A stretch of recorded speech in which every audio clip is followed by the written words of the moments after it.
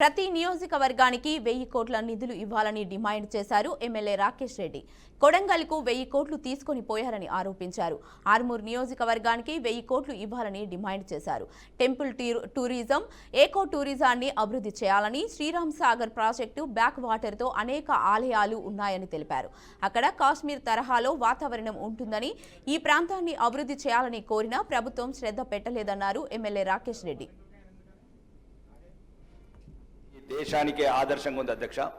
మరి ముఖ్యంగా మా ప్రాంతంలో నిరుద్యోగం, పేదరికం ఎక్కువ ఉంది అధ్యక్ష. ఉత్తర తెలంగాణ మరి ముఖ్యంగా ఆర్మూర్ ప్రాంతంలో,